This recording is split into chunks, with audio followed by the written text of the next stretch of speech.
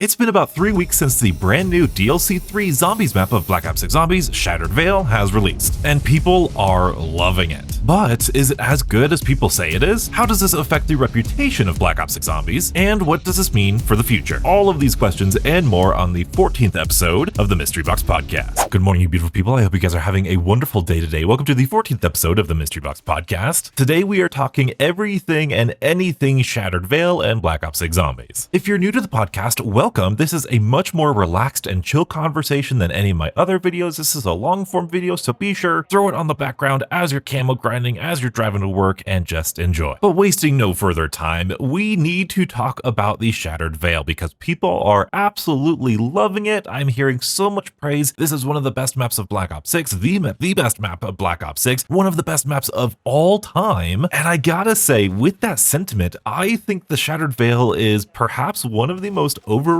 maps we've had in such a long time. I know, that sounds crazy. You're getting your pitchforks out already. Donuts, what are you saying? We love Shattered Veil. What are you doing? Well, let me start off by saying some positive things about the map, because there are a lot of positive things about the map. First and foremost, I like the map overall. I think this map is inoffensive. I don't have a lot of things that I dislike about it, but to highlight what I believe to be the best thing about this map and what a lot of people believe to be the best thing about this map, that's going to be the lack of special and elite enemy spam. And I really hope if anybody from Treyarch is watching this, I hope you listen and take to heart how much people are loving this map solely because there aren't 27 manglers and 47 doppelgasts running around the map constantly, and mimics and amalgams grabbing you all the time. Whatever the reason is that this map doesn't have a lot of special or elites, it doesn't matter, because clearly the people love having a map without the special and elites. Now, cleverly, the Disciple will spawn in specials and eventually evolve them to elites and all of those good stuff that we have in the previous maps. But as I'm playing, and I can only speak for myself when I'm doing this podcast here, when I played the Shattered Veil, I never run into that wall. When I'm playing like the Tomb or Terminus, there's gonna be a chance or a great possibility that around round 35 or so, eventually it's just gonna be like, dang it, there's like 3 or 4 manglers all shooting at me at the same time. Oh my goodness, I've got 2 doppelgasts, a mimic, and amalgam on me right now in the Tomb. And there's a certain point where that level of tediousness or frustration or challenge, or however you want to look at it, whatever perspective you have of it, that feeling of, oh my goodness, all of these special zombies, that doesn't happen here on Shattered Veil, and that's fantastic. I think that's wonderful. It is easy to just keep playing this map over and over again, also because it's got a lot of wide open good training spots. You've got the main dinosaur room, you've got the courtyard outside, you've got my favorite spot, which is Shem's Hedge, I think that is, right outside the Speed Cola area. You've got the tunnels underneath, which there's like 3 or 4 of them underneath there, with the Sam trap in there and Sam herself in there. So there's a lot of good training spots on this map. So that's a huge plus for me. If you're just trying to casually play something, just want to play some Black Ops 6 Zombies, don't worry about doppelgasts, don't worry about manglers or amalgams or abominations. This is a fantastic map for that. And I'll throw up a poll that I recently did asking you beautiful people what the best thing about this map is, and over half of the people said the lack of special enemy spam. And even though a majority of people said this, and a lot of sentiment is going towards the happiness or praise that there's not a lot of special enemy spam, after my previous couple podcasts about the Tomb and its special enemy spam, there were a couple comments, a not insignificant amount of comments talking about, no, Donuts, I like the boss zombie spam. I like how it changes up the gameplay. I like how they're always on you and always forcing you to play in a different way. So there's definitely value in special enemies, and there's definitely value in the difference in gameplay experience they can provide for you. But I think most players, when they play zombies, they really just want to play against the zombies. And now we could have an entirely different conversation, and I have had an entirely different conversation about what that does to the game difficulty and the game balance and how difficult should the game be, and it's just a whole other like 2 or 3 hour conversation. But generally speaking, people are happy, myself included, that there is not a lot of boss spam on this map. But moving forward, my next positive about this map is going to be the overall kind of Easter egg balance or Easter egg flow. I am really happy with all of the Black Ops 6 maps and their Easter eggs and how well diversified there are. You've got so many different experiences. You've got your Liberty Falls and the Tomb type of experiences where it's kind of short, sweet, to the point. You're just going, you get the Wonderwaffe, you do a couple steps and you get going. Then you have on the other end of the spectrum, you have your Citadels and your Terminuses and now your Shattered Veils, which is a little bit more complicated and in-depth, and you've got to pay attention to a lot of different things, and they each have their own difficulty curve and flow and flavor to them. They all feel different and distinct from one another, and I love it. I find it difficult to really describe what makes makes this Easter egg different than the other Easter eggs in Black Ops 6. A lot of people are saying, oh, this is like a classic Easter egg. You know, I've heard that kind of thrown around a lot. Like, oh my goodness, this is just like how classic Zombies was. And I don't necessarily agree with that, especially when it comes to Easter eggs, because depending on what you mean by classic Zombies, I mean, Black Ops 3 Easter eggs are miles different than Black Ops 4, which are miles different than Black Ops 2, which is completely different than Black Ops 1. So Easter egg specificity is really difficult to talk about in the general sense. But what I think this map does a little bit better than the other maps, and maybe something that is hard to describe, is the environmental storytelling, how integrated all of these parts and puzzles are to the actual environment. All of the canisters are in the environment. All of the ray guns are behind those portals, or the ray gun steps are behind those portals, which are just a part of the map. A lot of the pieces are just there to be found on the map. And while yes, you take maybe the tomb, for example, and the statues where you complete the rituals are on the map, but that's kind of about it. They don't really tell a story. They don't really have any backstory to them. Whereas this map, and I'm going to say at least Terminus and maybe Citadel, do a really good job of describing and showcasing us coming into an environment where something has happened and we need to pick up the pieces and put it together and solve this puzzle and escape this room. It's just done really, really well. To add on to that, something that I think this map as well as Terminus do really well is that the story of this map more or less stays focused on the story of Black Ops 6 Zombies. Terminus was all about Dr. Modi and us escaping the island, which is very much on topic for Black Ops 6. In Citadel, we took a little bit of a detour talking about Dr. Kraft and this owl person and these magical brothers and all of this stuff, so it was kind of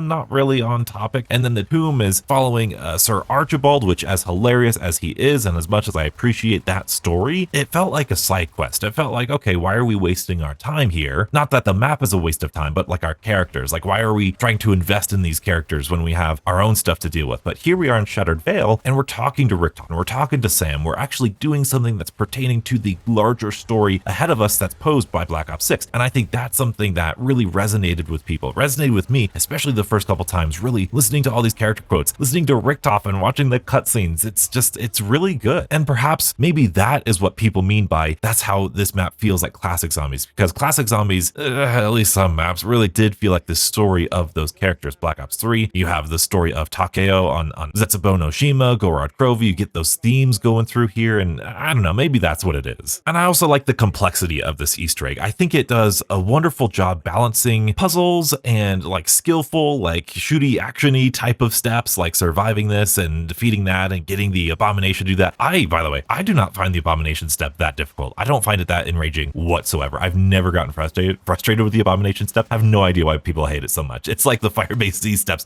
all over again. Why do you guys hate the Dartboard step? Dartboard step is easy. The mimic step, it's easy in Firebase Z. Come on, guys. You just gotta be a little bit patient. It's okay. And I should mention that yes, in the liminal spaces, there are smaller stories going on. Like, it does get sidetracked a little bit by these three different people and their little side stories, which I'm not super interested in, but it's cool that it's a part of the lore of the mansion. I think that's very valuable. But I like the fact that Richtofen's there talking to us and we're actually talking about something that is pertaining to our own characters and not just some random characters that were made up for this map. And there's more that I like about this map. I love upgrading the ray guns. I love the quest steps themselves. We could go into that, but I do want to not tease you too much, but I want to get into why I think this is a little bit overrated. And you might think, Donuts, what's wrong with the map? Donuts, what don't you like? And my answer to that is that not necessarily that I dislike any of the things I'm about to say, but more so I am really disappointed by the things I'm about to say. First and foremost, well, the biggest two issues for me is the blatant reuse of wonder weapons and boss zombies. I think this is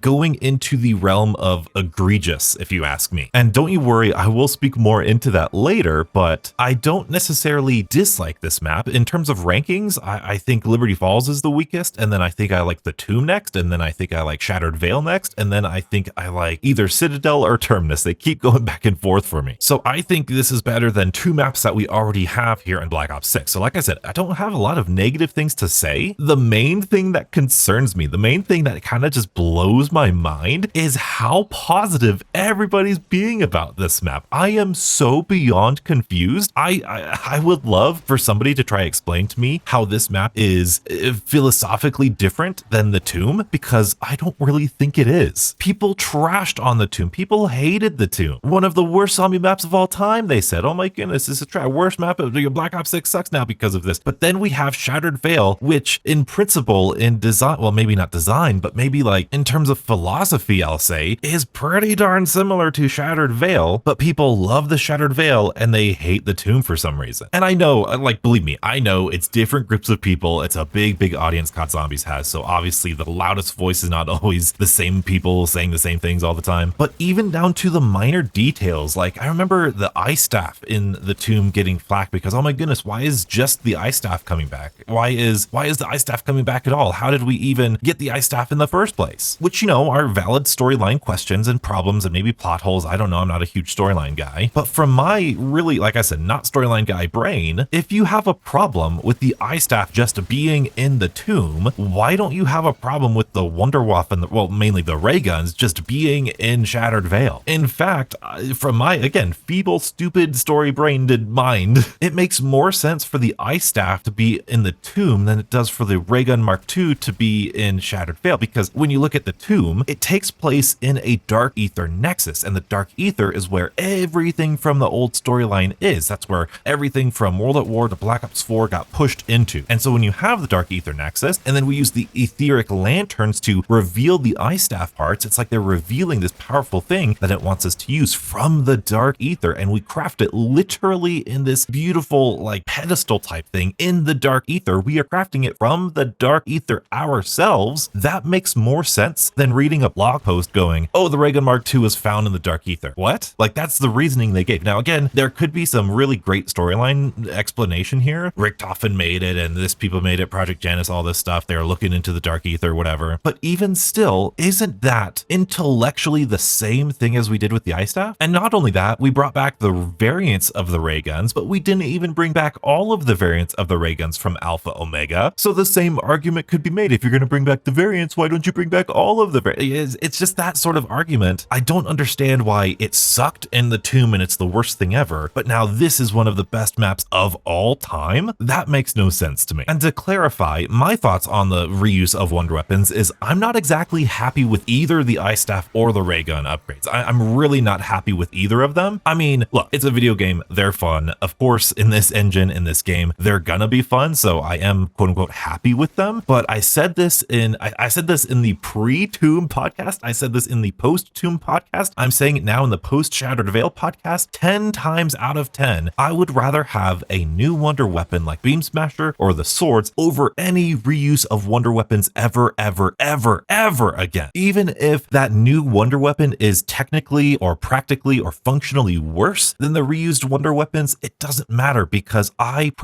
value a new thing when I have a new game. And that's something that we're going to talk a lot about, but I have to move on to the next thing. We're going to put that on the back burner for now. And I have to give credit where credit is due. I believe that the Disciple here on Shattered Veil is like the best version of the Disciple we've ever had. I think it works beautifully with the Black Ops 6 evolution systems. And I think it's criminal that it is used in this way. And it's like the 5th or 6th time we've seen the Disciple from here on out. The fact that it can speed up the evolution, it buffs up the other zombies. Once you kill it, it destroys all of the other zombies. I think it's just wonderfully balanced and so well designed. It is, however, another reused thing, another reused boss. This is nothing new. I have been fighting against Disciples for the past 5 years. And so when this map comes out and I'm yet again fighting a Disciple, it's nothing challenging. It's nothing intellectually like, oh my goodness, how will I have to overcome this obstacle? I know exactly how it plays. I know exactly how it feels. I know exactly its weak spots and how to deal with it. And it's just the same gameplay that I had way back in 2020 in Mauer der Toten, or I guess 2021 when Mauer der Toten, or Outbreak. No, Outbreak, yeah, that was still 2021. So like 4 years, I guess. No, actually they were introduced to Mauer and then they were added to Outbreak, if I'm remembering that correctly. But when thinking about the wonder weapons and the bosses of a brand new zombie map, I again said this in the Tomb podcast, when I am thinking about playing zombies, right before I decide what map I want to play, I kind of run down a quick list of things that makes me want to or not want to play a certain zombie map. First and foremost has to be the general size and difficulty of the map. Do I want a really fast and easy map, kind of like Liberty Falls or the Tomb, or do I really want to set into a zombie game like with Terminus or Citadel or Zetsubo or something like that? But then after that, the next thing I think of is, okay, well, what kind of wonder weapons are on the map, and what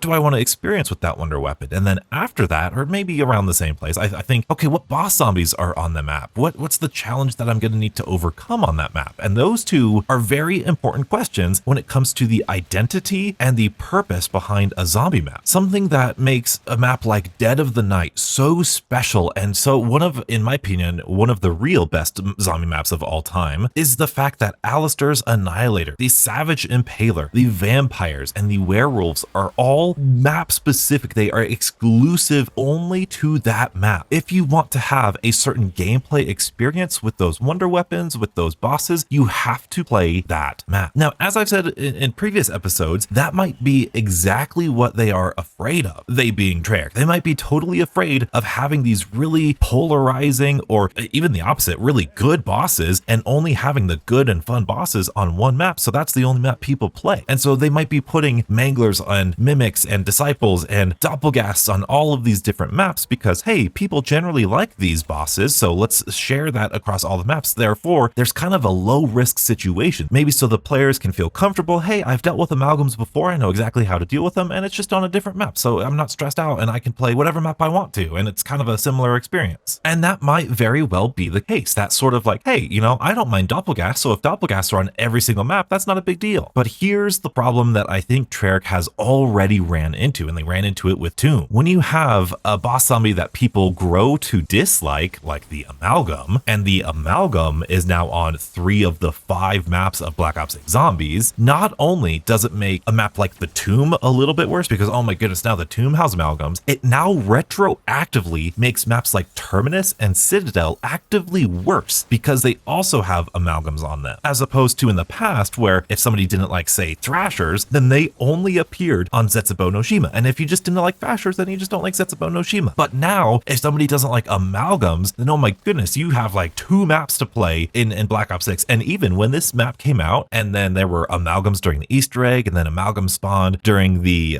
evolution phases of the Disciple, I got a lot of comments on my live stream, on Twitter, on my comments saying Treyarch lied. Why should they lie to us like this? This is unacceptable. Donuts, you need to say something and call them out. Yeah, they said there wouldn't be any Amalgams, but here they are. That is the negative reaction that happens when you have the same boss zombie on every single map. Now, it doesn't happen all the time. Clearly, we also have like Vermin, and you know, there's been Hellhounds on multiple maps, so it does differ depending on the boss and people's expectations. But every time you do it, you're running a risk, and that's my point. You're running a risk whether or not you're gonna try to make the entire game homogenized with all the same bosses and all the same mechanics, or if each map has different mechanics. Either one is a risk. And as much as I really do appreciate the Amalgams and the Doppelgast, and especially the Manglers, I do not ever want to see them ever again this year. I'm done with them. I'm so done with all of these bosses that we've been fighting for the better part of a decade. And especially, and here's a big thing, when a new map comes out, like when Citadel came out, I was like, dude, there's so many new things to experience. 4 different wonder weapons that we've never had before. I still have a video written down that I want to test out those swords like in depth. Like I didn't think of it at the time for some reason, but I want to do a whole big analytical video about the swords and the different augments and the different ammo mod that interacts with it. Oh, it would just be so fun to do that. And then the Doppelgast, when it was new, it was really fun to see, and the different mechanics that it brought to the table. But here we are in Shattered Veil, and when Shattered Veil came out, after about a week, I was like, it's still fun. It's still really fun, but what new? What thing have I never experienced before on any other zombie map? What is that thing on the Shattered Veil? What is that? And yes, you could say like the Z-Rex, which is awesome, and we'll get to it. You could say the Easter egg. You could say, oh, well, there's no boss zombie spam. But in my opinion, those are pretty darn weak arguments, because the main quest on every single map, I would argue, is worth doing and gives you a reason to play all of the different maps. But in terms of just general gameplay, the biggest pull of this map is the fact that it doesn't have bosses, which I think is kind of almost insulting, that the best map of Black Ops 6 that people say is the map that has the least amount of special enemies. Like, people work hard at Treyarch to design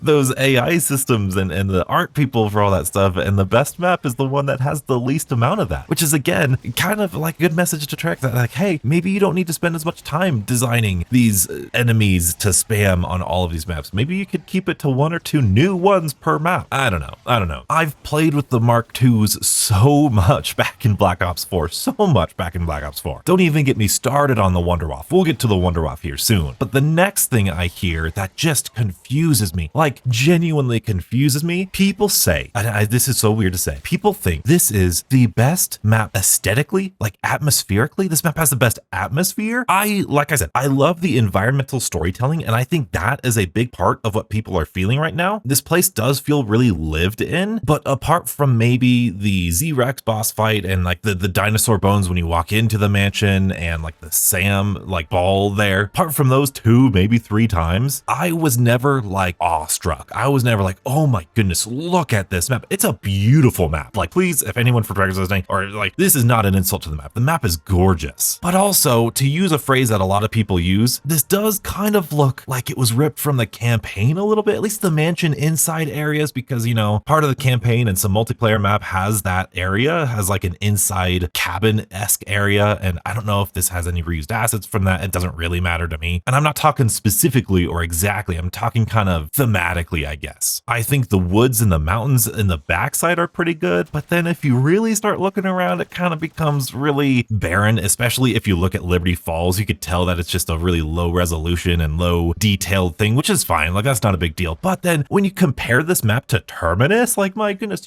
I could just boat around Terminus, and just to this day, 4 or 5 months later, my jaw is on the floor because of how gorgeous that is. Citadel, people dog on Citadel because there's only like 4 or 5 rooms of the actual castle, but like, we have a village, and on one side you've got this brilliant walkway of the village, the stone cobblestone pathway. On the other side you have kind of a farm road, dirt road path leading up to this huge castle wall, and it has a oil trap there, and you've got these big things. You got a cannon to open up the front door, and not to mention that boss fight. Talk about awesome. And then the tomb, you go underground in that tomb cave area, and it's just expansive, and then the dark ether in the tomb, and then you're gonna say that this random tunnel in the underground, this underpass tunnel, is the most atmospheric one of the bunch? Look, I get we all got different preferences. I'm not gonna dog on if you really think that, because that could be your preference for zombies. I know a lot of people don't like the more whimsical, magical, fantastical, that's the word I was looking for, fantastical element of zombies. They like it a lot to be more scientific and grounded in sci-fi. So I totally get that. I'm not dogging on your opinions if you think that. That's not it at all. But to me, it just sounds so crazy because we have these beautiful other maps that take place in the dark ether and caves in this island. And then especially, again, this is kind of my big thing where I'm mostly confused about the community feedback here. Liberty Falls was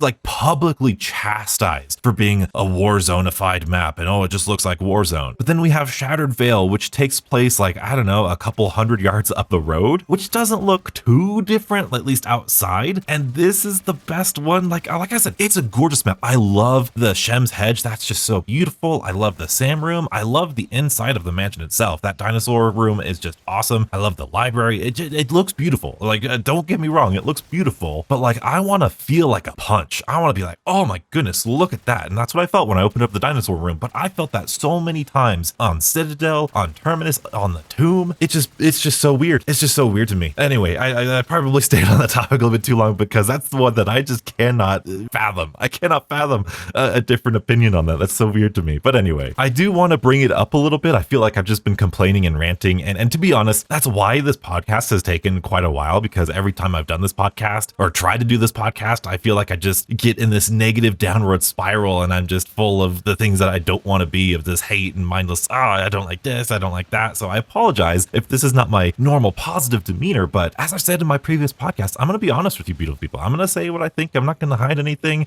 And that's how you know when I'm like gassing something up and I'm really happy about this, it's genuine. I really do like that. And when I have a problem with something, that's also genuine too. So hopefully that's a good sign for you. And with that said, I do want to talk about some positive stuff, because even though I am not a fan of the reuse stuff, the ray guns are fun. The ray guns are pretty cool. I love the shotgun variant, even though I do think it's like the worst one for high rounds. I've used it in high rounds before. I've switched between them, and yeah, it doesn't feel the best. But on those early rounds, when you're doing those Easter egg steps, man, oh man, it feels so good. Doing that upgrade one, or the main quest step that upgrades the shotgun one, whatever you use the elixir to do the disciples and all that stuff, that feels so good. When you get that shotgun pack-a-punch and you just destroy the disciple, oh, it feels so great. I like, and I'm intrigued by the different variant kind of bonus effects I think they all have. I think we're really sleeping on the Ray Gun Mark II-R, the rifle one. I think there are so many possibilities. I saw a couple of videos. I wish I had a better memory about this, but I don't know if it was Twitter, Reddit, or YouTube or something, but obviously somebody found the strategy to keep the door closed near the stamina machine and then camp on the staircase. And especially with the Ray Ray Gun Mark II-R, that special effect that it has, that damage pool, it's just so easy. So I want to do a video about that eventually, maybe. I'm interested about the shotgun's kind of immunity effect. I don't know how useful that is. Obviously, the SMG variant has that sort of Wraith Fire effect from Black Ops 4, another really cool Black Ops 4 reference. I love and appreciate that so much. They all feel really good. I love how they feel with double tap. The SMG variant is great for the boss fight. And let's talk about their upgrades and how you obtain them, because I do think, like I said earlier, there's something that I don't think we as a community are really articulating, at least speaking for myself. I don't think I can articulate, or I've heard it be articulated, of why these upgrades are so fun to do. Starting with my favorite, the shotgun variant, getting the reflectors and going to that secret underground tunnel that's perfect for a mansion with the base underneath it. I think the vibe or the theme of that is fantastic. And I guess I will kind of catch myself a little bit of hypocrisy here, going into that secret underground tunnel with the dark ether worm or snake, whatever I called it, and like realizing that was from Modern Warfare 3 and that was the dark ether worm, and that's kind of the lore behind it. That did kind of give me a cool sense of awe and wonder. And that's also a really good training spot too. Man, like I said, I like this map. This is a good map. I love the puzzle elements, you know, hitting the reflectors, getting the beam to go just right, and then you've got to top it off with a little bit of a gameplay with killing the disciples and then the HVT, not disciples, doppelgasts. Man, what is with this game? Doppelgast, disciple, amalgam, abomination. What's wrong? Mimic and mangler. Oh no, this is terrible. But I love that. It feels ritualistic. It feels like you're uncovering something that shouldn't have been there. Like I said, that environmental storytelling is fantastic. And as you heard, I do not have any trouble with the abomination step. He always works out for me. It always works out pretty well. Yeah, sometimes he takes a little bit longer than normal. Is it a little bit annoying? Maybe a little bit, but you just hold the zombie and you're fine. And same goes with the vermin lockdown. I've seen a lot of people, oh my goodness, get the energy mine. You beautiful people are great with their energy mine strats. I know that's really good too, but really you just walk in a circle with a zombie held and you just kill vermin. It's not that hard. And I appreciate that, because when we were first doing it in co-op, it was just this, oh man, how are we going to do this in solo? It was so many zombies and so many things. And really, once you break down and understand the steps, it becomes a lot easier. So I appreciate that little bit of detail, and I like it so much. The one ray gun upgrade that I don't like doing ever, like vehemently don't like doing, is the pod defense. I don't know why. I think the pods just don't have the seed defense, I should say. The seeds, in my opinion, do not have enough health. They don't have enough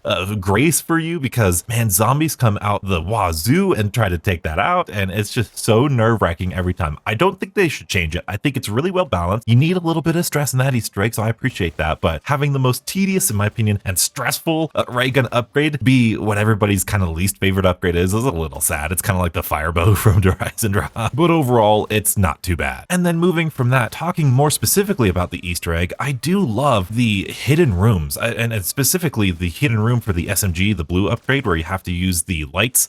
To this day, this is a little bit of humility here. I don't think I really understand how that game of Simon Says works, because eventually, like, the Simon Says steps just change for me. Like at one point it'll be like 2 on the right, 1 to the left, and then I'll do that, and then it'll like reset and it'll just be 3 on the right, and then it'll do 3 on the right, and then that'll open it. Like I don't know. There's something more to be had there. It's why you guys haven't gotten like a step-by-step Easter egg guide for me from this map, also because it's way too late for that. I've got other projects to do, but I love that it's just another hidden door, just like it was underground, just like the library has hidden doors. I think that's perfect for the mansion. Dead of the Night also did that. I loved it then. I love it now. It works perfect, especially with Richtofen, where we know Richtofen is hiding things even from the people he's working with. So I think that's brilliant. I think it works very thematically. I think environmentally it works really well from a puzzle solving standpoint. I think we figured out the lamp pretty early on, but when you look at the main room with the dinosaur, there are 2 entrances on the right, top and bottom, and then on the left there's only the top entrance, and you see the wall right there. And I think it was Lego as soon as he walked in, or maybe it was Afterlife, I don't know, but somebody was like, yep, that's a hidden door right there. Yep, there's definitely a door that's going to open up to the boss fight or something like that, because you could just intuit that, hey, like something's going to go here. There should be a door here. And I think that's really beautiful game design. And I think that's really one of the things that makes zombies so darn special. I know we were all frustrated with the bell step, and I think I've got all the spawn points down. I don't think I've ever had a problem finding the bell in all the times I've done the Easter egg after this, or after the first couple weeks. So I feel like that's all better. The worst part has to be the activation time on brain rot for some reason. And then the little like kind of glitchiness. I don't know. It's just touchy. It's just really, really touchy trying to get that brain rot zombie over the counter and to do its thing, and for you not to be cornered because you are sitting in a corner and you want to get a zombie over there. And I don't know, it's pretty tough, but it's not too bad. It's a really, really fun Easter egg. And I will say, I've seen people say that this Easter egg kind of harkens back to classic Easter eggs, and yeah, I'll reiterate, it's really tough to talk about classic Easter eggs because Ascension Easter egg is way different than Shangri-La, which is way different than Call of the Dead, which is way different than Mob of the Dead, which is way different than Transit, which is way different than Gorod Krovi, which is way different than Revelations. Like, there's so many different types of Easter eggs, it's really hard to specify exactly what makes something feel quote-unquote classic. But I do just want to point out to everybody, especially after running this a couple times, this Easter egg follows the literally exact same formula as every other Black Ops 6 Easter egg. You get the Wonder Weapon, and then once you get the Wonder Weapon, you do an additional like lockdown or gameplay challenge to progress the Easter egg. It's just that on this time, we have 3 different ray guns and we have 3 different progressions. Just like on Citadel, we had 4 different swords, and then we had to do 4 different incantations, and then that led to 4 different lockdowns. It's like the exact same philosophy as we've had on all the other maps. You get the Beam Smasher, and then you use the Beam Smasher to progress through that linear Easter egg. You get the jet gun, you can build the thing for the Easter egg. You build the ice staff, and now you can do the rituals for the Easter egg. It's all like the same philosophy. And again, my main like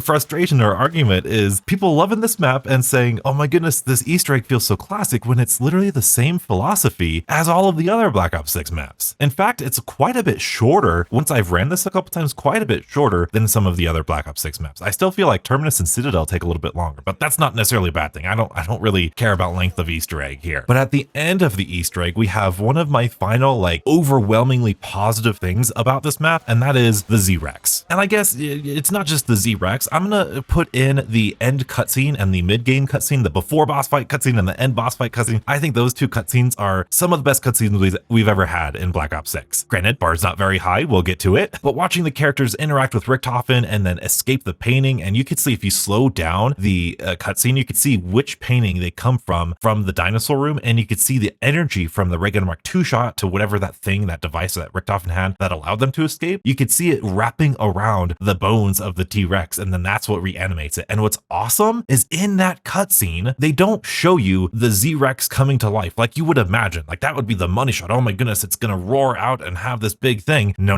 They show you Weaver's and Richthofen's face, and specifically those 2 faces. They have the best faces. You could tell by their reaction what happened. That is brilliant storytelling. I love that. It's a small little detail, but I love that sort of stuff. I eat it up because then you see their reactions, they turn around, they run outside, and then boom, you get the reveal of the Z-Rex crashing outside of the mansion, and then chaos ensues and it's awesome. And then you get the Z-Rex like growling, roaring at you when you begin the boss fight. So you still get all the highlights and the excitement. And I love the presentation of that. They did such a good job. Talking more specifically about this boss fight, I do feel like this boss fight is a little bit of a mix between Citadel's boss fight and maybe, I guess, Patient 13's boss fight a little bit. This one's less puzzly. Patient 13, in my opinion, is a little bit more puzzly. You have to understand attacks. It's almost like Patient 13's kind of similar to like a Metroid Prime boss, where you have to understand when to damage it, when to dodge it, when to gain back your health and ammo and all that good stuff. But Citadel is mainly about skill. It's mainly about movement and damage and dodging, and it's more of that gameplay focused. Same goes for the Z-Rex, but you have a little bit more strategy. And I've seen a lot of people have praise for the Z-Rex, and it's awesome, it's spectacular, it has great spectacle, and there are a lot of fun things that do and don't work against it. But I gotta say, I just don't think this hits as hard. And again, I've done this boss fight dozens of times by now, trying to get that perfect boss fight strategy out. And really, the biggest drawback for me, well, I guess there's 2 things. The first of which being the toxic zombies and the toxic stuff on the ground slowing you down. I don't mind it damaging you. I don't mind it,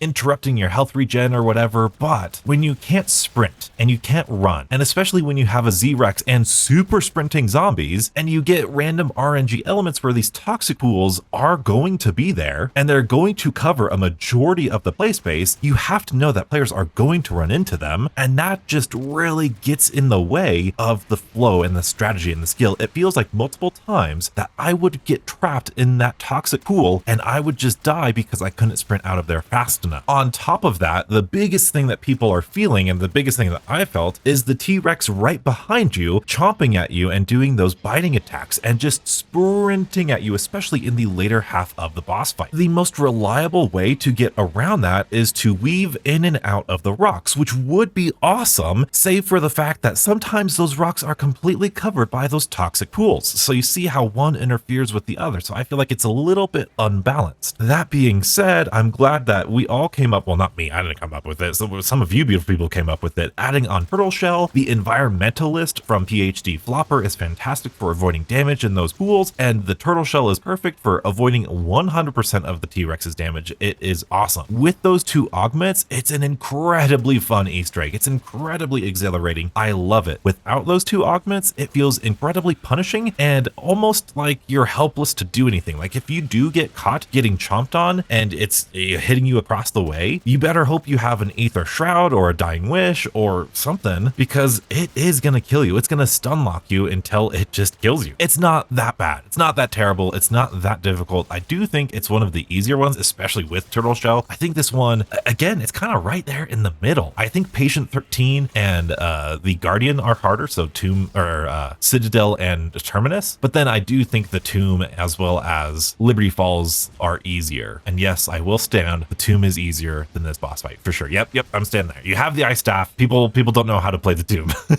But overall, Black Ops 6 has been killing it with the bosses here. And I follow the guy who makes the bosses on Twitter, and he said that he was working, I think mainly alone, like coding the boss, at least coding it by himself. And that is awesome. And he's put in a secret, I don't know if it's exactly around 100, but he's got a bonus kind of difficult mode for the boss fight where the Z-Rex gets enraged at like 3/4 of his health rather than half of his health, which is awesome. When the dinosaur smashes you with his tail and you go up, you can interact with him and ride him and deal damage with your melee weapon. I love the little details like that. That kind of that's a little bit of a charm that I think some of the other bosses don't have. So I think that kind of picks up a notch in terms of just kind of personal favoritism. Also, I don't know if this is true, but I could have sworn that you beautiful people told me that I could throw a grenade inside of the Z-Rex's mouth, and I think I did it. I don't think I have footage of it though, but I think he does swallow it, and it doesn't do anything. I'm not sure if he swallows it or if it just landed underneath him, but if he did swallow it, that's pretty cool. Maybe we could test that out sometime. And I think those Easter eggs of the boss fight kind of encapsulate the side quests of Shattered Vale, because side quests of Shattered Vale, I'm so split down. I don't know if I love them or if I'm indifferent towards them. Obviously, we could all love and appreciate the donut side Easter egg. I love it. I don't think they did it for me. I know a lot of people say, oh my goodness, this guy is so arrogant. He thinks Treyarch added a Easter egg just for him. No, I don't. I actually don't. Donut is just a very common thing. It was just a fun thing to say. It was a fun thing to play around with the idea of. But I love that it gives you a little bit more power-up drops. I love that sort of aspect to it. I love the sleepwalking Easter egg. The jump scare Easter egg is okay. I feel like it's a little bit more work and a little bit less consistent than it should be. The free drops around the map are awesome. I love how they give you free equipment to complete the Easter egg. Like you could go in with like a Molotov and you have enough things around the map to basically get all of the canisters and all of the plants done without really needing to buy anything. And I think that's fantastic. I still think we haven't figured out the statue Easter egg. I still don't think we figured out the sharpshooter Easter egg with the targets in the back of the mansion. I definitely think there's something there. And there's a bunch of stuff. There's like electrical stuff. There's that extra computer in the greenhouse type of area. There's so much of this map that I think we still have yet to uncover. But from what we do know, the other Easter eggs, like the free perk Easter egg, well, that requires you to do a complete third of this map's main quest, which if you're just looking for a casual gameplay experience, you don't really want to get the ray gun. You don't want to upgrade the ray gun. You don't want to upgrade the specific ray gun with the abomination. You don't want to then do that entire side quest with the bell and the brain rotted zombie for the bell just to get the free perk. Like, I feel like that's just such an overly, not designed, but just you have to do way too much in order to get a free perk in this map. Whereas in other maps, you could just light 6 cauldrons in the same room on fire on the tomb, you know? Not saying that all Easter eggs should be the same difficulty all across all of the different maps. I think it's really cool that you ring the bell a whole bunch of times. I like the idea of it, but just I'm never going to do it. Like, I'm never going to do that Easter egg. Same thing with the free Wonderwaffe. You have to do an entire third of the Easter egg. You have to go into the liminal space and then talk to Richtofen, and then you can interact with the pile of whatever t-shirts and stuff, and then go do the little mini boss fight. And by the way, shout out to you beautiful people. A lot of you guys had some great tips in the Discord link in the description on some of the best ways to get the free Wonderwaffe and defeat that purple orb Easter egg boss fight thing. But like in a normal game, if I want to get the Wonderwaffe, like if I just want to test out the Wonderwaffe on stuff, that means I have to get 2 other I have to get the base ray gun Mark II and then upgrade it to a variant and then do a third of the Easter egg just to get the Wonderwaffe. Like, I just feel like that's so convoluted. Like, that's just so much effort for not something I'm really interested in, which some people might claim that's exactly what Classic Zombies was. So maybe that's why people are happy about it, because it feels like Classic Zombies. And other than that, those are like the most prominent Easter eggs that I can think of off the top of my head. And so generally speaking, I am definitely going to prefer a map map like the Tomb in terms of side quests, because you've got free self revives, you've got the free pack-a-punch, you've got the free ether tool, and again, I don't think every map should have that. I think that would kind of degrade the sandbox of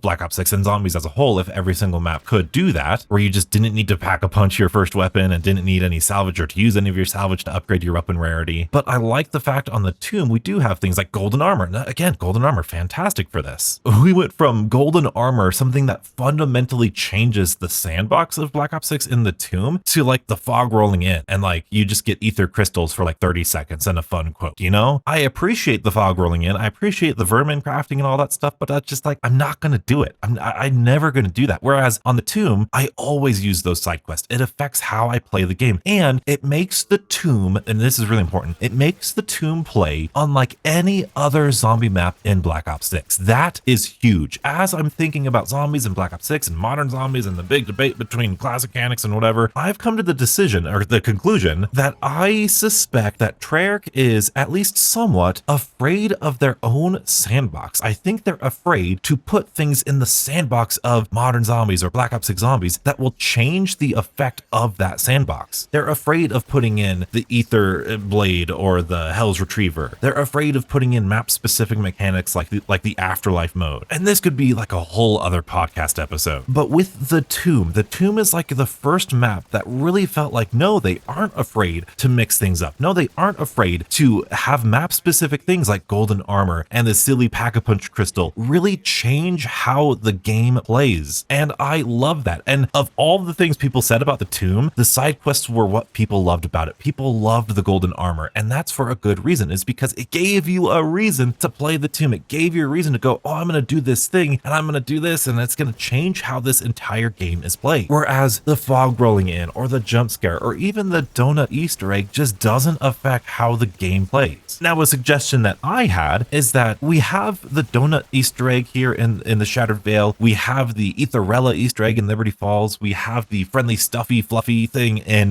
Terminus. We have the chess piece in Citadel. Why not, once we do those Easter eggs, put those things within the crafting table so they become a part of the gameplay experience, so they become a part of the beautiful sandbox that modern zombies has. And you can make it for like an insane amount of salvage, right? That Etherella trap is insane. Make it worth 5,000 salvage. Make it worth, you know, more salvage the more times you use it, so you can't just exploit it for the high rounds. Because when I look back at my, you know, everything you didn't know about this map video, there are a lot of things that are amazing, and these side quests are really fun. It's just that they are so independent of the core gameplay loop. It feels like they're afraid of each other. It feels like they're separate for a reason. Like, no, we're not going to overlap at all. Here's the sandbox and here's the map, and they don't touch each other. They don't talk to each other. They're just two separate entities. And then I have a whole other thoughts. I know it's kind of on topic, off topic. I think they should get rid of the monkey bombs and the Casimirs in the crafting table, and they should put them in the box. And once you get them in the box, sure, put them on the crafting table. Same thing with the mutant ejection and the chopper gunner. Take them out of the crafting table, put them in the mystery box, and then once you get them from the mystery box, that unlocks them in the crafting table. I feel like that's how you can bring back the box. That's how you can bring back map-specific mechanics. You can bring back, like, imagine if we had a side quest that brought back little Arnie's in Terminus, you know, because the tentacle-y stuff. And then once you unlocked the little Arnie's from like a side quest or the mystery box, then you could go to the crafting table and boom, there you go. That's your kind of distraction equipment for that map. And then same thing with like monkey bombs on Liberty Falls. You have the incantations on Citadel de Mor. Imagine we had a Pegasus strike on something on Citadel, or, you know, something like that. I don't know, some sort of Roz scepter or something on the Tomb. And then you set it down sort of like the Pegasus strike. I feel like they could play around with the sandbox and what they have here so much more than they are. But that is such an off-topic rant, but you know, that's what the podcast is for, you know? And the reason I bring that up is because I see a lot of videos, I see a lot of posts and a lot of talk about, you know, modern zombie mechanics are doing this,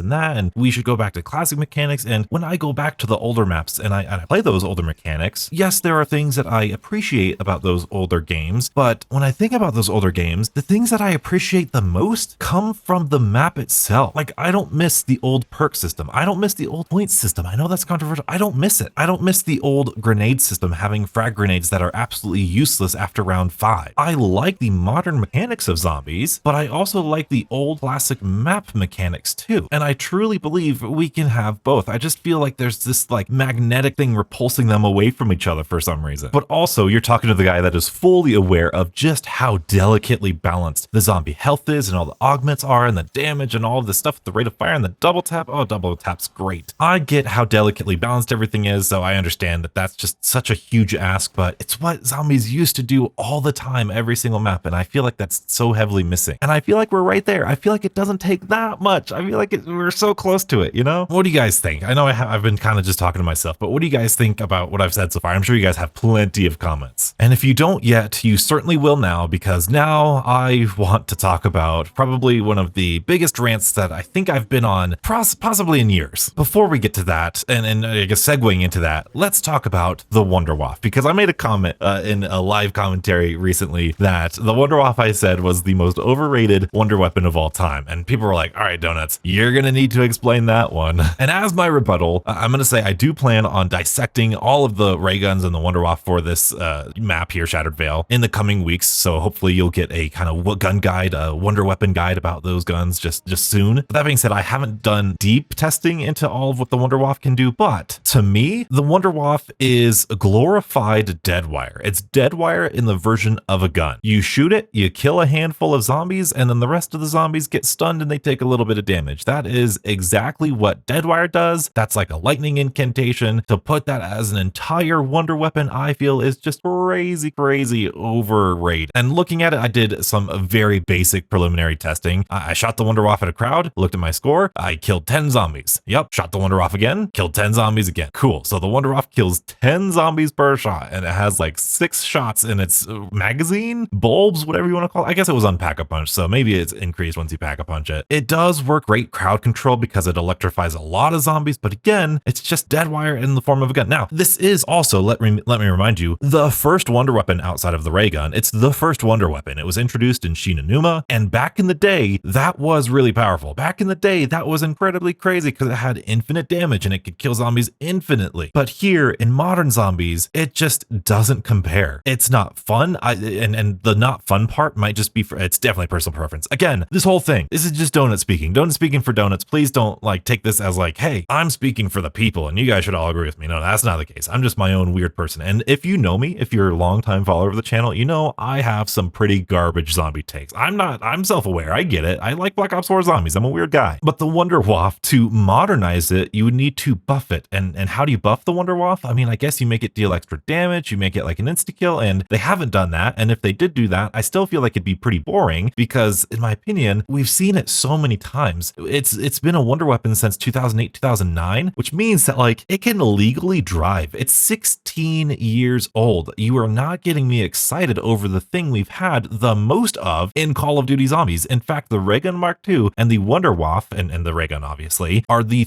two or three most reused wonder weapons in Call of Duty Zombies history. No other wonder weapons appear as frequently as the base Ray Gun, the Wonderwaffe, and the Ray Gun Mark II. I think the Wonderwaffe is pretty self-explanatory. It's in Shinonuma, all the versions of Shinonuma, including the Vanguard Shinonuma, and Vanguard also has the Archon, which the Wonderwaffe is on. You have the Wonderwaffe on Black Ops 3 Verrückt, you have it on Der Riese, you have it on all the remakes. It's come back so many times. And then you have it back in Modern Warfare 3. We had it literally last year and the year, but well, not the year before that, but we've had it now 3 of the past 4 years. It's just so overdone. And in terms of the ray gun, remember it was introduced in every single Black Ops 2 map. So a Transit Berry, Die Rise, Nuketown, Mob of the Dead, Origins. It was introduced in all of the Black Ops 3 Zombies Chronicles maps. So again, that's Nacht, Verrückt, Shinonuma, Moon, Kino, Origins, again, all that sort of good stuff. And then it was introduced in all of the Black Ops 4 maps after Alpha Omega, where we saw the original variants of it. And here it is again back in Black Ops 6. So again, the 3 most overused wonder weapons coming back again. And this kind of ties back into what I said before of how can I be excited for that? This is nothing we haven't experienced before. When I want a new zombie experience, I want a new zombie experience. But apart from that, the Wonderwaffe just doesn't do it for me. It's, you know, like I said, it's glorified dead wire. It's you kill a handful of zombies and that's it. Whereas with the Beam Smasher, at the very least, you have a really interesting interaction where you can slow zombies down and you can make them deal extra damage, or you could deal extra damage to them. They can take extra damage from all of your weapons. You've got the swords, which have these really interesting effects to them. I just don't understand how we can be excited over the most reused wonder weapons in Call of Duty Zombies history. And again, I really sincerely apologize if this is super negative and out of nowhere, but you know me, this is not just about feelings. This is about science and logic. And of course, even in this podcast, I managed to somehow make myself a spreadsheet with some graphs. And so I had this feeling in Black Ops 6, I was like, dang, there's a lot of reused wonder weapons and reused boss zombies in Black Ops 6, and there's not a lot of new things in Black Ops 6, but I didn't know for sure, and I didn't want to use feelings. I didn't want to say, oh, well, I felt like classic zombies had more of this stuff and modern zombies has more of this stuff. So I wrote a chart. You can see these charts here of all the bosses that are either new or reused and all of the different official Treyarch titles. Well, I guess that's not true. I did put in Vanguard and Modern Warfare 3 zombies just because Treyarch did work on them, but I have all of the bosses and all of the wonder weapons in these charts. And then of course I graphed them, and I'm going to try to put them both up at the same time so you can see top is bosses, bottom is wonder weapons. You can see all the different games. The blue is all of the new pieces of content that we had never seen before, ever.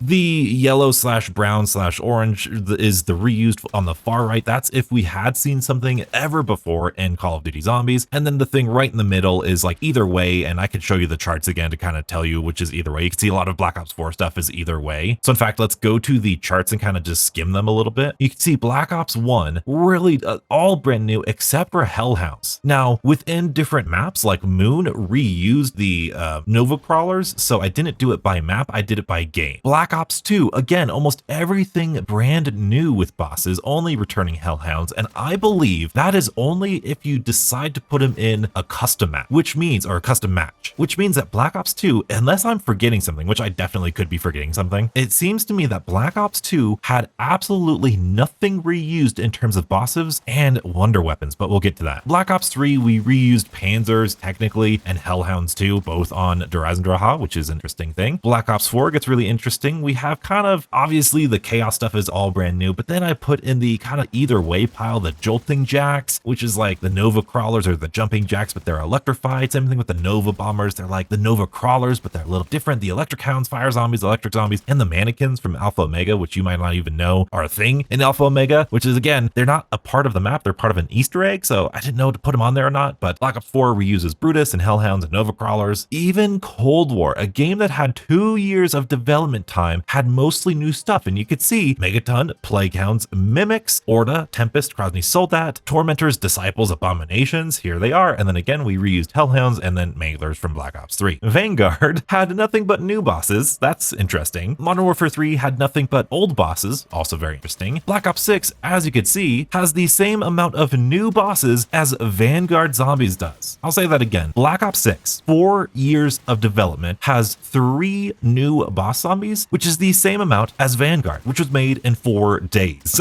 That's like 4 months. I think they had like 4 or 5 months of development time to get Vanguard out. Now, in terms of the quantity, yes, they brought back Abominations, Manglers, Mimics, Disciples, Parasites, and if you want to count Spiders, Parasites could go in the middle, going either way. Mimics, I don't know if you count the Shock Mimic as reused or either way.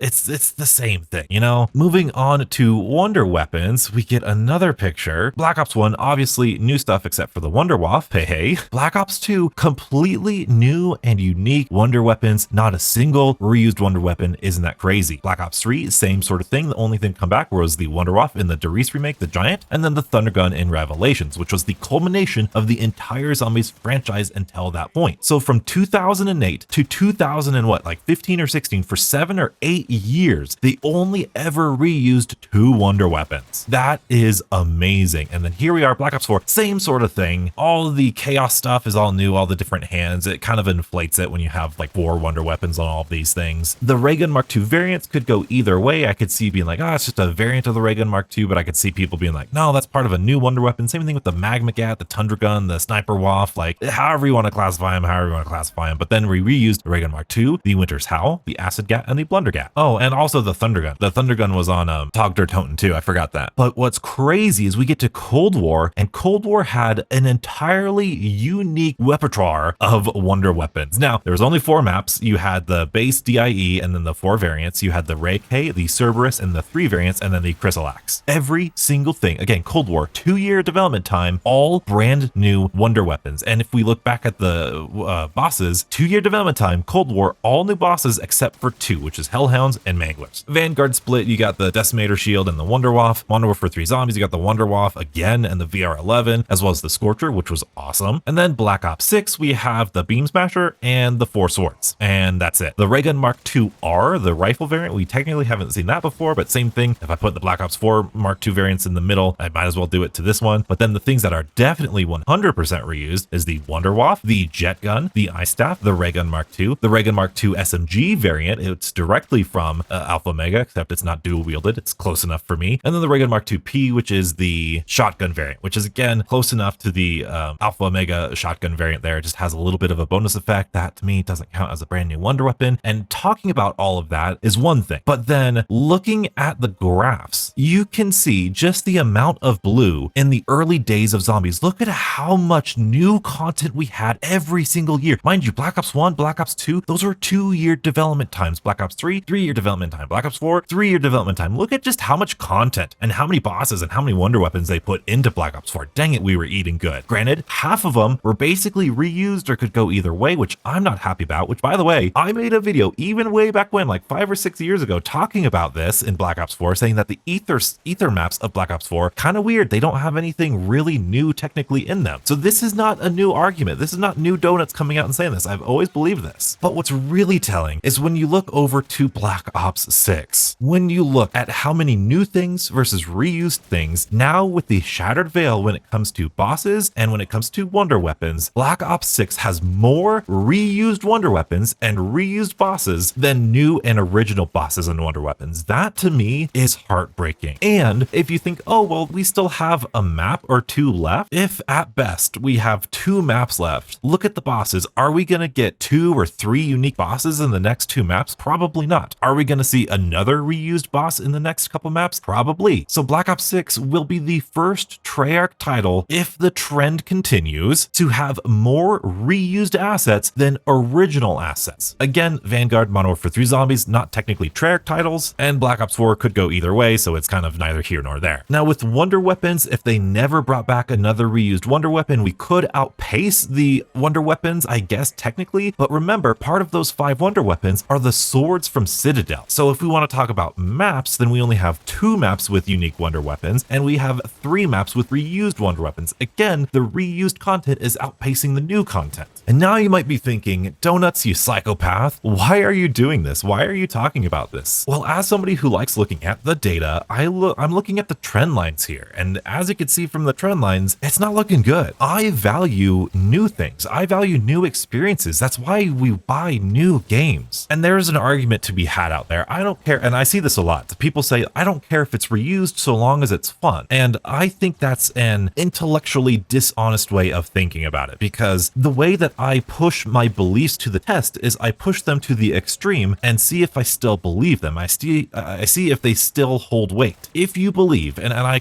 encourage you to question this yourself, if you truly believe, hey, so long as it's fun, I don't care if it's reused, where do you draw the line? If you love Shattered Veil so much, next year, Black Ops 7, if they remade Shattered Veil exactly how it was, because hey, you guys loved it, here it is again, we're gonna sell it to you again, would you be happy with that? Yeah, maybe in 1 year, but then the year after that, Black Ops 8, here's Shattered Veil, exactly the same way again. Would you be happy with that? Well, so long as it's good. Would you be happy with the same map every single year, the same things every single year? If the answer is no, then you need to find where your line is drawn. Where is enough enough? And that's where I graphed all of this and I did some analytics, because I was like, where am I gonna draw the line? Because I am okay with some reuse stuff. I think it's fun that the jet gun came back and it was really good. I think it's cool to have the Disciple back and it be really well integrated with this game. But I also wholeheartedly believe this is a very, very dark and troubling path for the Zombies franchise to go down. And I know I just said that thing of Shattered Veil every single year, and I know a lot of you are like, oh, well, they're not going to do that. Oh, well, they wouldn't do that. Look at what they've already done. We've already got the Wonderwaffe the past 3 games. We've already got the Disciples the past 3 games, and the Manglers the past 3 games, and the Abominations the past 3 games. They're already doing it. And again, scientist mind here, look at the trend line. I don't want to go in this direction. I hope that this is just a temporary thing. I hope that's not the direction we're actually going. But looking at the facts and evidence, that's just kind of what it's speaking to me. And I also know that some of you beautiful people heard that, ooh, Shattered Veil every single year. I know a lot of you said, hey, that's not too bad. I'll take that every year. And you know, it is what it is. Some people are going to believe that. Again, I'm not trying to, you know, shame you for believing what you believe. I'm just trying to explain why I'm feeling the way I'm feeling right now. When AAA titles like Black Ops 1, Black Ops 2, Black Ops 3, Cold War even, when we go from having 7 to 8 brand new bosses to Black Ops 6, which had twice the amount of development time as Black Ops 2 and Black Ops 1 did, and we have less than half of the new bosses, that is concerning to me. The number of bosses are still there, right? They're still developing these bosses. We still have the same amount of bosses. It's just that they're not making new stuff and new ideas. And like, sure, that's fine. If they want to sell the same reused wonder weapons and reused bosses, I would be okay with that maybe if I was able to reuse some of the money that I had bought those other games with on Black Ops 6. When I buy a new game, when I want a new experience, something that pushes the game mode forward, I don't want some of the old stuff. And this is really important, especially when it comes to zombies. When it comes to multiplayer games, like World at War is a great example, it's really difficult to go back and play World at War multiplayer. The servers might not be populated, you might run into some hackers, and that experience might be lost forever. But in terms of zombies, you could go back and play zombies today on all of those maps exactly how it was when they finished development back in 2009. Same goes for Black Ops 1, Black Ops 2, Black Ops 3, Black Ops 4. Zombies is one of those game modes that is never changing. There is no need to introduce these reused mechanics and reused bosses and reused wonder weapons, because if we like this wonder weapon, if we liked this boss, we can go back and experience it for ourselves. What I described long ago about the amalgam and saying, hey, you adding the amalgam on all of these different maps cheapens the other maps experience is exactly the same problem here. When you introduce the Disciple or the Abomination on all of these maps, it makes the Forsaken a little bit less special, because before that was the only map you can experience the Abomination on. Now it's in all of these different experiences. In Black Ops 3, the Mangler was just in Gorod Krovi, and that was such a huge part of Gorod Krovi. But now you go back to Gorod Krovi and you're like, dang, Manglers are nothing special. This boss spam reusing the Mangler so much has retroactively, in my opinion, made Gorod Krovi worse, because the Manglers are now less special. Same goes for the ray gun, same goes for the Wonderwaffe. It makes them less special. And there are things like Hellhounds that could be brought back, and I think they did a good balance with the Vermin and the Parasites decently well. I don't get super annoyed with them like some other people do. Like I said, it's my opinion. People all get annoyed by different things here. But I just think this is a very, very dangerous pathway for us to go down. And the big question, the question that is so difficult for me to answer is, why are we going down this path? Why is it that Black Ops 6, this game that's supposed to be a return to form, whether the developers wanted it to be or not, after all of these recent years, after the Cold War Rush development, after the Black Ops 4 later half development getting cut, after Vanguard being developed in over a weekend, after Modern Warfare 3 Zombies being Modern Warfare 3 Zombies for some people. I like Modern Warfare 3 Zombies, by the way. Black Ops 6 was supposed to be the return of classic zombies, round-based zombies. Here you go. And yet again, I believe they are being cut short. I think development time is being cut short because of whatever Call of Duty is releasing this year in 2025. Black Ops 7, Black Ops 2 Remastered, whatever it is, it feels as though they are putting in this reused stuff because they have to spread out their ideas across 2 years worth of games. And if that's true, I feel so bad. Well, no matter what the case is, I feel so bad for the developers at Treyarch or Zombies or whoever's been working on this stuff, because man, it's been a rough like decade for those beautiful people. And I do want to make that clear. This is not an attack on the developers. This is just me reacting to the things that I've been given as a consumer. I know if I were working at Treyarch, I think I'd be stressed out of my mind with just how much work you've had to do and how many things you've had to make over the past few years. And I could speculate. I've had podcast episodes that never released of me speculating what it would be like in Treyarch, and kind of like, I don't know. I don't think that's my place. I don't think that's my place to say, oh, I think this happened. I think this happened. Now, sometimes I'll have fun with my little conspiracies, but ultimately, and Kevin Drew sent out a tweet years ago saying that it's not the consumer's responsibility to understand why a game is in a certain state that it's in. It's the consumer's responsibility to just say what they think about the product, the final product. And that's exactly what I'm doing here. And the reason I say that I'm pretty sure it's Black Ops 7 or it's short development time, the reason I say that is because the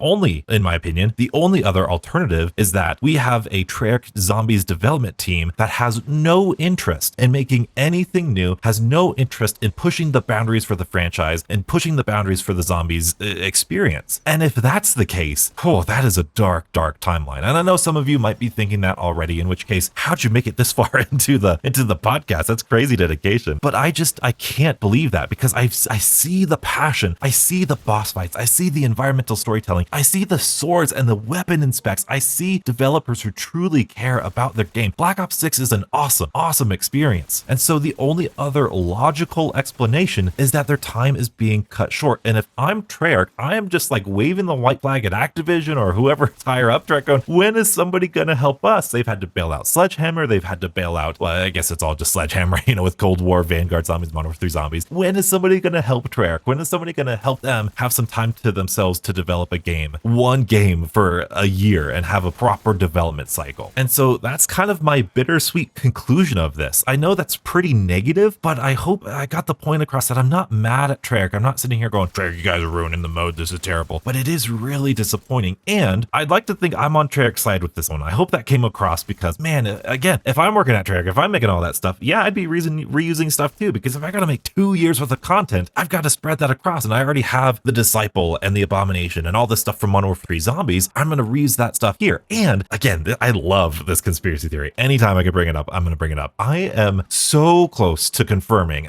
It's just so close. It's right there. We're getting some sort of Zombies Chronicles 2. I believe it. I'm starting to drink the Kool-Aid. Black Ops 2 Remastered at the very least with some Zombie Chronicles 2 in there. I think it might be coming. Look, I'm putting on my tinfoil hat here. Okay, I'm looking for Pepe Silvia. They don't exist. There is no Pepe Silvia, okay? We have the jet gun from Black Ops 2. We have now the ray gun Mark II, which is from Black Ops 2. The Sliquifier has an area of effect similar to the marksman rifle variant of the ray gun Mark II on Shattered Veil. It leaves behind a little thing that damages zombies. That's a bit of a stretch. It's a bit of a stretch. Okay, then what do we have? Then we have Buried, which we have the Paralyzer, which is eerily similar to the alternate fire of the Beam Smasher that slows down enemies and stuns them. Very interesting. Then we have the literal ice staff, and if they have one staff, maybe they could just color it differently, get a different texture for the other ice staffs just from Origins. We have the VR11 from Modern Warfare 3 Zombies, so that was in Call of the Dead. We have the Wonderwaffe, which was in Call of the Dead. Call of the Dead featured a mechanic where if you were inside the pond, you would slowly get some ice around your screen, which is exactly what happened in the Jingle Hells event way back in December. I'm telling you, Zombies Chronicles 2 is happening. Or it was planned to happen and it's not happening. I don't know. It's just, it's getting closer and closer to becoming a reality. That's what I'm saying. Apart from that rant here, I just thought of something on top of the reuse stuff. This is a great example. I was playing the Shattered Veil, and I don't know if you guys realize this or not, but the toxic zombies, I think, correct me if I'm wrong, have the same exact sound as the Spartoi from Ancient Evil. That, or it's the Tormentors from Mauerdertone. It's one of those two. This noise that the toxic zombies make,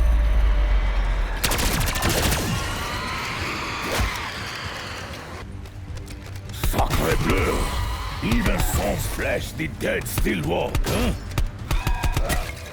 it's not new, it's reused. And that brings back the point that the vermin reuse the same sounds from the Black Ops 3 Zetsubo spiders. Now, this would be a point that if this was the only thing reused, kind of like back in the day when it was just Terminus and Liberty Falls, I kind of excused the spider sound being reused because whatever, it's a vermin, whatever. But now that we have so many reused things and I'm kind of in this downward spiral of negativity, I hear that noise and I go, dang it, they can't even make a new sound. They have to reuse an old sound from Black Ops 4. Or it could be an Easter egg to Black Ops 4 because they're both skeletons and Spartor, you know, I don't know. But that I think is a great example of the benefit of the doubt, at least for me, kind of running out a little bit here, running thin a little bit here. And you might be thinking, Donuts, why are you being so negative about the Shattered Veil versus the Tomb? Because we had Liberty Falls and we had the Tomb, and you were both really pretty positive about those maps. Well, first of all, I'll say I really wasn't positive about Liberty Falls. I don't remember saying a lot of good things about Liberty Falls before launch. And secondly, I remember making these same arguments with the Tomb about the Ice Staff and the Mimic and all this sort of good stuff, like, hey, that's a missed opportunity. But let me walk you through kind of my logic and my expectations, right? Game launches, we have Liberty Falls and Terminus. Liberty Falls, we all kind of agree, all right, that's the giant, that's classified, that's the bonus, quote unquote, bonus map with the reused bosses and the reused Wonderwaffe. Okay, cool, fine. That notion, right? Like Terminus is brand new, we got new Beam Smasher, we got new Amalgam. Yes, it has Manglers, but hey, the Amalgam's new. That notion, that expectation is reinforced less than a month or about a month away with Season 1 and Citadel, where Citadel has brand new Wonderwaffe, 4 brand new Wonder Weapons, and a brand new Doppelgast, right? That's pretty cool. So that was that reinforcement. Oh, wow, they really are going all out with new stuff and new this in all of these different maps. And then the Tomb comes out, and then in the blog post they say, hey, this one is gonna be like Liberty Falls. And most importantly, the Tomb comes out in January. So this is where expectations were kind of up in the air. We didn't know what this year, and we still don't know what this year's worth of zombies will look like. How many maps are we going to have? What are the maps going to be? And when the Tomb came out, I thought, okay, so maybe they're doing every other map being a complex big one with brand new stuff, new stuff, and then we're going to have a small map with reused stuff and reused stuff. So that way they could just give us some content, right? And so with that thought, we thought, okay, maybe we'll have like 4 brand new amazing maps with new stuff, and then 3 kind of smaller Liberty Falls-esque maps with smaller stuff and reused assets. And I say reused assets just generally, like I don't really care about like literal assets, but you know, bosses and wonder weapons, it's just a lot to say. And so I thought, okay, I'm not like, that's not what I want personally, but I'm kind of okay with that strategy. I'm kind of okay with a little tiny map with some reused stuff, just have some fun. And then we really have these awesome over the top, big complex maps. And then when Shattered Veil came out, it was almost like Strike 3. That pattern has been broken. This should have been the next Citadel. This should have been the next Terminus, where it's a brand new map with new bosses and new wonder weapons and a deeper map. And it is a deeper map, but it's a deeper map with reused bosses and reused wonder weapons. And so, like I said, it's kind of like, okay, Liberty Falls, that's Strike 1, but you know, it's the bonus map, so I'll deal with it. The Tomb, that's Strike 2, but hey, this is a different season, a different year of zombies, so whatever. But here we are, Shattered Veil, Strike 3, and I'm out. And especially after graphing it, and you know, at least according to my standards, the reused stuff outweighs the new stuff by far, and it looks like that's not changing anytime soon. The trajectory, the evidence is pushing to the fact that we might not get new stuff every single zombies map, which is horrifying to think about if you ask me. And so you could say that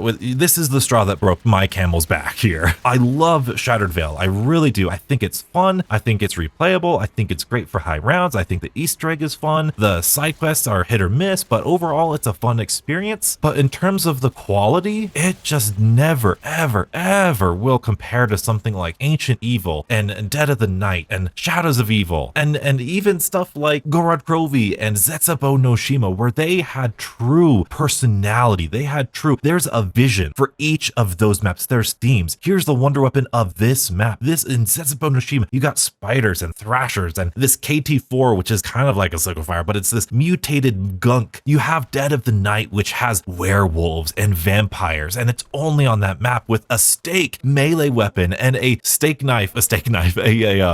impaler that one-shots these vampires. And then you have Alistair's Annihilator with 2 different upgrades to that. I'm sorry, but the Wonderwaffe is never, ever going to compare to something like that. I don't care how good the Disciple is on this map. It's never going to compare to the grin and the smile on my face that I get when my screen shakes in Dead of the Night and the werewolf just comes barreling down the hallway. That is what that map is through and through. That vision for Dead of the Night is fully realized. Black Ops 6, these 3 maps, Shattered Veil, The Tomb, Liberty Falls, are stitched together from other things. They have no identity. They have personality, but they don't have their own unique identity. And every time a boss zombie gets shared on a different map, that identity of all of these individual maps gets eroded. I cannot get excited over a 16-year-old wonder weapon that I've used for over a decade. I cannot get excited about a boss zombie that I've been fighting since 2021. When I want a new map, I want a new boss zombie, I want a new wonder weapon, I want a new world to go into. Black Ops 6 has done a phenomenal job at creating map-specific atmospheres and spectacle, and just being in these maps is so much fun. I love the modern zombies gameplay. I truly do. This is gonna be the final nail in the coffin. If you liked me, you're not gonna like me after this. I think I prefer armor now. I think armor with turtle shell is like the best health system in zombies. That's great. I'm drinking the Kool-Aid of modern zombies. And so I hope you don't see this as this like attack on modern zombies and oh my goodness, Donuts has finally lost it. No, this is stuff I've always felt. Like I said, I got a video way back in Black Ops 4 saying this exact same thing. And at some point, I forget what video it did. I remember praising Cold War because each map did have different wonder weapons and bosses, but maybe that voice wasn't loud enough. Maybe in the 4-year gap when we were like, we want more maps and more content and more this, we forgot to specify, or we didn't specify that, hey, a new map means a new boss and a new wonder weapon too. And so if you love the Shattered Veil, if you like the Shattered Veil, if it's your favorite map of all time, don't listen to dumb donuts, okay? I'm just one guy. Like what you like. I like Black Ops 4 for crying out loud. Like that's nuts. And I really mean that too. So many times, especially on YouTube, you get somebody who's articulate and gives good examples and good points and you think, wow, that's really well spoken and I agree with you. But zombies is the type of game mode where anything goes. It could be any genre. It could be any theme. It could be anything. I believe that there is no such thing as the best zombie map ever. Dead of the Night is one of my favorites. But Dead of the Night has nothing to do with Zetsubo no Shima, which is, again, one of my favorite maps of all time. And I should throw out one that everybody likes. Shadows of Evil is one of my favorite zombie maps of all time. But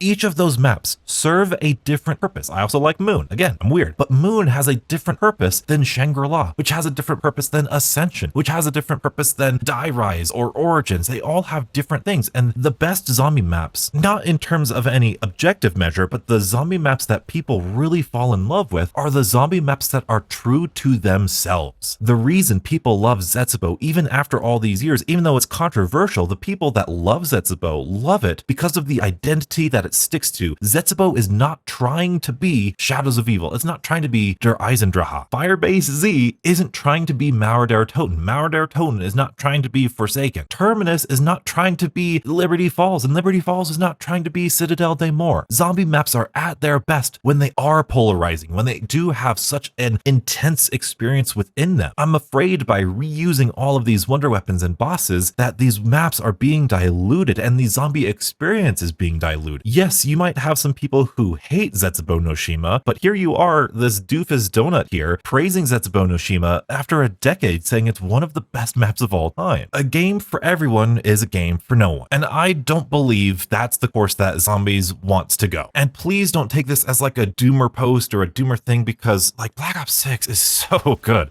It does so many things right. It is leaps and bounds ahead of what Cold War was. This is a subsection of this entire game. This is a tiny little fraction of the game as a whole. And even I might be mistaken. I might not be going far enough, because some of you beautiful people might be like, Donuts, I feel the same way about the perks and field upgrades and the equipment. They need to have new this and new that and new that, and they've been reusing the field upgrades and reusing all that stuff. Like some people truly believe that, and that's totally fair too for you to think that. But for me, the line in terms of maps is maps, bosses, wonder weapons. Those are like the trifecta and Easter egg steps, I guess you want to say. That's like the core pillars of what makes a zombie map a zombie map. And so to end the rant, let's kind of take a step back, and I want to talk about the next DLC. Is this going to be the last DLC? Because I think that is an important question. I think if the next DLC releases in May or probably early June or maybe late May, I don't know, I have to check my calendar, that would mean that we need to have June, July, August, and September, and possibly October, but probably just 4 months with no zombie content. Even if it comes out in early June, that means we're going to have July, August, September, potentially October, 3.5 months without zombie content. And I don't think that's the way they're going with this. I think if that were the case, if we only had these 4 DLC maps, I think they would have spread them out a little bit more, especially with the Tomb. I think they would have spread that out a lot more. So I'm under the impression that we're probably going to get a map in late May, and then we might get a 7th map in early July, mid-July maybe, because then from mid-July, then we would only need to go August and September, which is like the rest of season 5 and the whole of season 6, and then maybe we do some spooky, scary Halloween event with all the things, and it's really fun. They have more LTMs and stuff, and then that lasts all the way to Black Ops 7, which is going to come out probably in October, maybe November. I can't see them doing any less than 2 maps from here on out. If they do less than 2 maps, then I'm definitely biting my fingernails. You guys might need to go check out the Minecraft channel there, just in case. But in terms of the next map, specifically Janus Towers, there's been a lot of speculation over the Cerberus coming back as a reused wonder weapon, which you guys know how I feel about that now. And other than that, there's not a whole lot we know. And outside of Janus Towers being a map that we're getting, we don't know about another map. So that 7th map that I think makes sense to come, we don't have any speculation. But then again, we didn't have any speculation over the Tomb either. So who knows? We might have a kind of a Tomb map coming out next, and then Janus Towers being the map after that. Who knows? Maybe we'll get like a spin-off map with different characters or something, with Sam in the Dark Ether or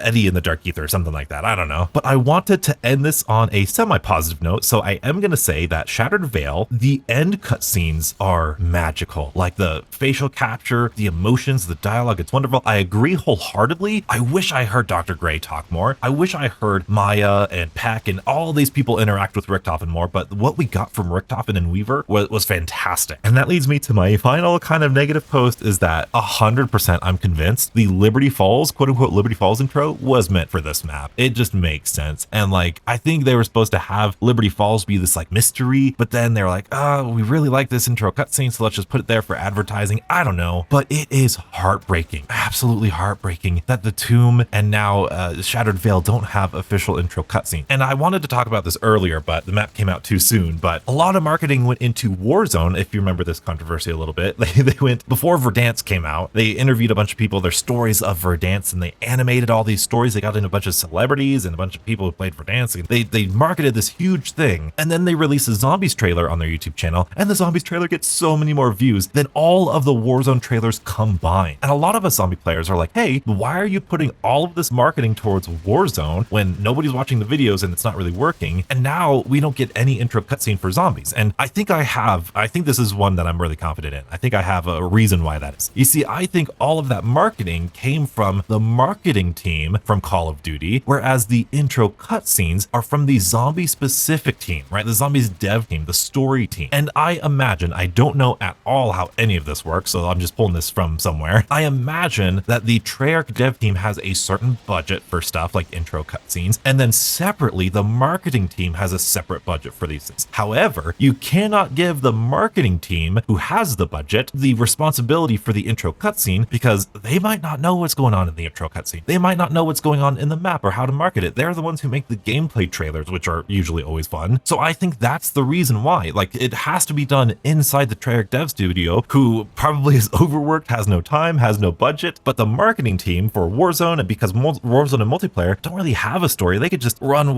wild with it and do all these fancy things. So I think that's why we're not seeing these intro cutscenes. But that being said, I'm going to put out a video, a Dear Treyarch video. I know it's been a while since I put one out, talking about intro cutscenes and just how we spawn into the map. And I think it could be so much better. But I did want to share that sentiment that it's heartbreaking we don't have as many cutscenes, because the cutscenes we do have in Shattered Veil, they're wonderful. And I love that. I wish we had more dialogue like we had back in Terminus. But again, talking with Richtofen, it's fantastic. I have so much work to do, beautiful people. My calendar is so booked up. I've got something special coming up in about 2 weeks, so I apologize if videos kind of decrease for about a week or so, but I'm planning on, I think either today or the day after this comes out, it should be Season 3 Reloaded, which will get Frostblast, which I'm definitely going to dissect all the augments there with some new directed mode stuff, some fun new guns and attachments I'm going to dissect a little bit. I am trying to find time to live stream, but I've just got so many video ideas and so many things I want to do. I'm excited for the future of this channel. I'm excited for the future of Zombies. I'm sorry this was a really negative podcast for once, but hopefully you could tell the earnesty and the honesty here. I genuinely care for the mode, and I want this mode to be better, and I'm just afraid of the numbers that I'm seeing. But there is still so much. Please don't use this as like any sort of excuse to be hateful towards the game. Do not trash talk the developers. That is not what we need. Don't trash talk each other, for that matter. We all have different thoughts and opinions. Like I said, a lot of you guys really love this map, and hey, that's all good. This map is a good map. I'm personally confused by why it's being so popular and so well liked. But if you loved this long form content and you love this podcast, please check out the full playlist right here. And as always, stay beautiful.